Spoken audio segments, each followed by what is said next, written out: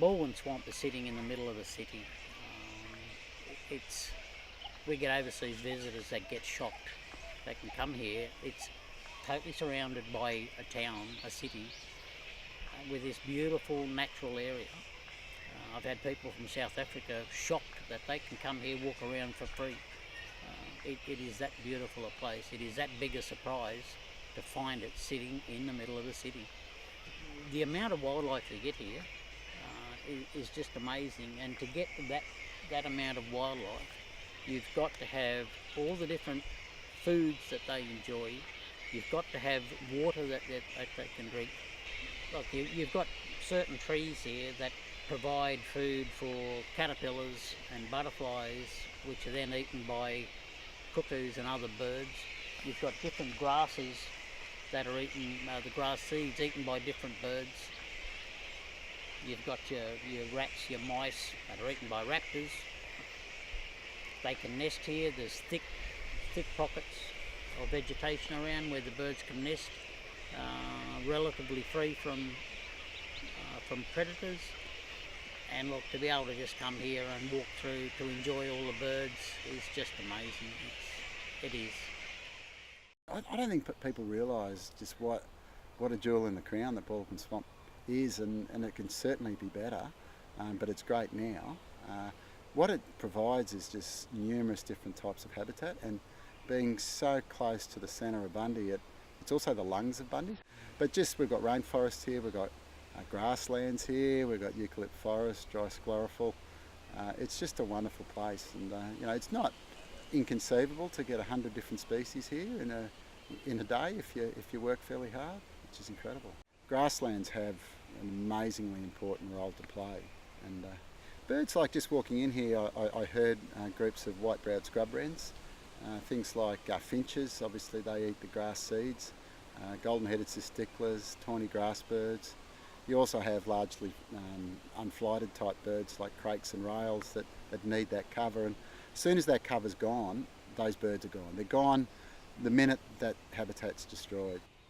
There are spotted crakes here, and my understanding is that others have seen and heard Lewin's rail in here. There's buff-banded rails, so they are here, and without that habitat they wouldn't be here. But as a birder, we love our crakes and rails. The grass seed eating birds is a lot of our finches that'll eat seed straight off the stems, and then on top of that we've got other finches that will eat seed on the ground. All our doves and pigeons, they eat seed that's on the ground. They've got to wait till this ripens and the seed falls. Now if that gets mowed off and there's no seed, we're going to lose those types of birds. Yeah, a lot of the grassland is getting mowed back. It seems to be as soon as it just about gets to seeding height, a lot of it is mowed right back to the banks, back into the trees, and they're taking a lot of this away from the birds, from the finches, from the quails, doves, pigeons. It needs to be, people have a walking track, that's fine, bike track, but leave the grass behind. We need the grass. Birds need the grass. Well, eventually we're going to lose the finches. We're going to lose the pigeons, the doves, the quails.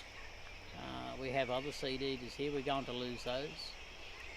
You start to lose the smaller birds, you'll end up losing the raptors. There won't be as much food for raptors. They'll go elsewhere to look for food. You're taking away nesting material from the larger birds. So the bird population will crash. It will be similar to when we had the floods in 2013 and there was nothing here for the birds, so we had no birds. Now that was caused by water damage, but if the council takes all that grass away, the same as the flood did, the same thing will happen, but it'll be permanent. The birds just won't come back.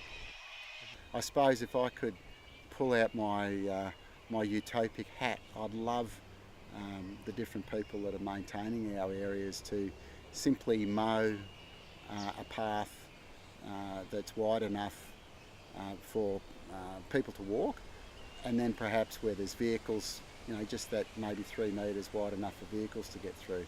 The idea of mowing areas excessively is costly and counterproductive. And another thing I've noticed, which I just cannot get my head around, is when the paths are mowed, often it appears that secondary people come along and then use Roundup or similar products to then burn off or kill the edge of that. And I think what that does, from just being out here regularly, is it means those paths get wider and wider. And as well, that dead grass hasn't got the same environmental value as live grass, and it also has the risk of being, the opportunity for firebugs to drop a match in it. So lush grass is rarely ever going to be a fire risk.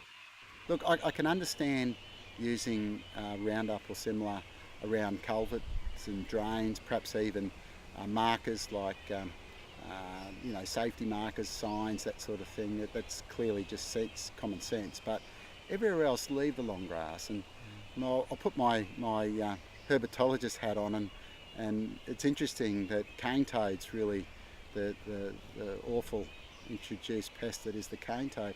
They actually like those grassed areas where it's all slashed down and they can just go in and out of the wet areas. Whereas our native frogs hop, and they actually prefer the reeds and the long grasses. So we're actually encouraging cane toads as well by mowing down all those reeds, and I don't think that's a good thing.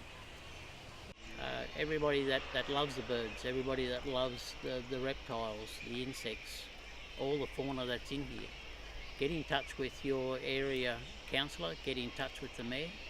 Just tell them how you feel, tell them what we need. Leave the grass alone. Please leave the grass alone.